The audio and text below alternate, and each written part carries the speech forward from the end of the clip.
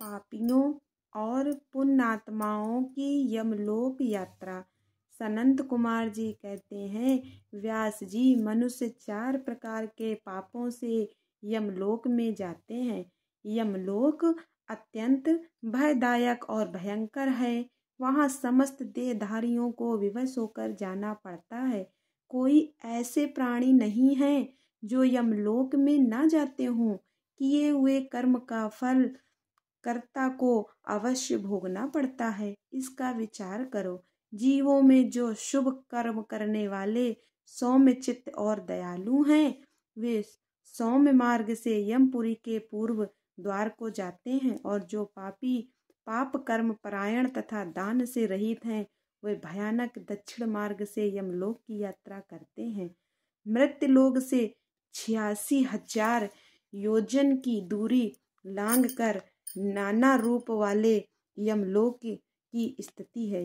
यह जानना चाहिए, पुण्य कर्म करने वाले लोगों को तो वह नगर निकटवर्ती सा जान पड़ता है, परंतु भयानक मार्ग से यात्रा करने वाले पापियों को वह बहुत दूर स्थित दिखाई देता है।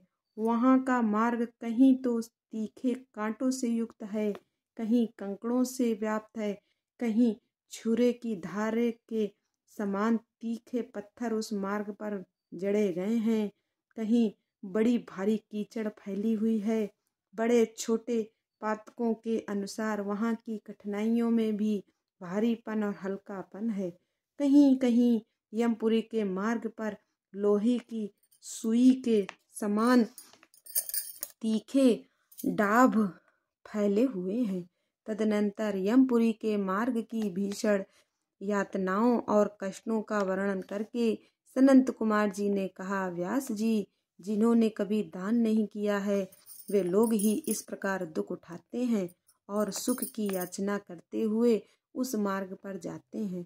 जिन्होंने पहले से ही दान रूपी पाथे राय खर्च ले रखा है, वे सुखपूर्वक यमलोक की यात्रा करते हैं।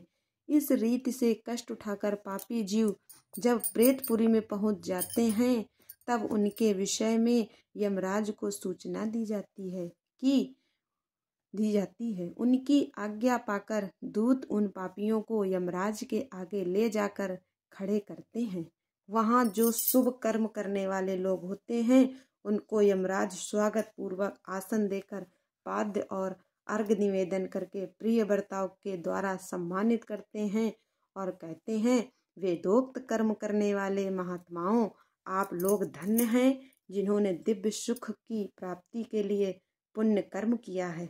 अतः आप लोग दिव्यांगनाओं के भोग से भूषित तथा संपूर्ण मनोवांछित पदार्थों से संपन्न निर्मल स्वर्ग लोक में जाइए। वहाँ महान भोगों का उपभोग करके अंत में पुण्य के क्षीण हो जाने पर जो कुछ थोड़ा सा अशुभ शेष रह जाए, उसे फिर यहाँ आकर भोगिएगा।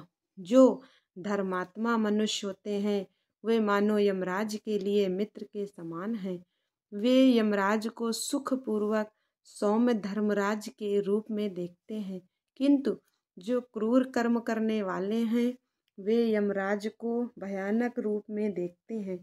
उनकी दृष्टि में यमराज का मुख दाढ़ों के कारण विकराल जान पड़ता है।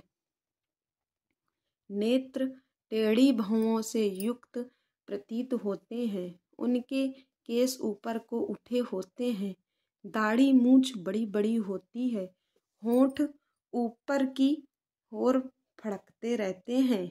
उनके 18 भुजाएं होती हैं। वे कुपित तथा काले कोयलों के ढेर से दिखाई देते हैं। उनके हाथों में सब प्रकार के अस्त्र शस्त्र उठे होते हैं। वे सब प्रकार के दंड का भय दिखाकर उन पापियों को डांटते रहते हैं।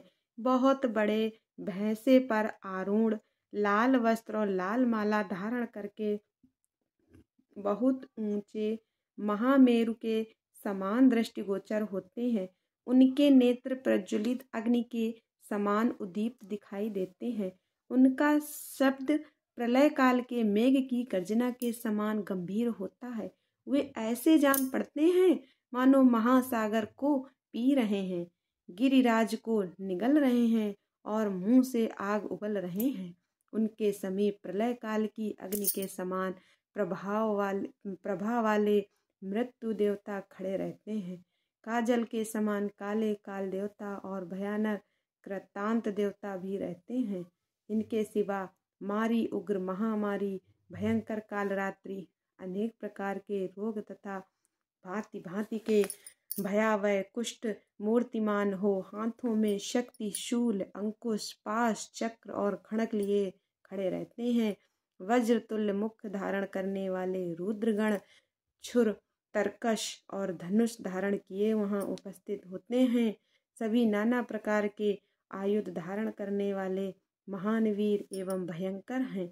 इनके अतिरिक्त असंख्य महावीर यमदूत, जिनकी अंग कांति काले कोयले के समान काली होती है, संपूर्ण अस्त्र शस्त्र लिए बड़े भयंकर जान पड़ते हैं। ऐसे परिवार से घिरे हुए घोर यमराज तथा भीषण चित्रगुप्त को पापिष्ट प्राणी देखते हैं। यमराज उन पाप कर्मियों को बहुत डांटते हैं और भगवान चित्रगुप्त धर्मयुक्त वचनों द्वारा उन्हें समझाते हैं।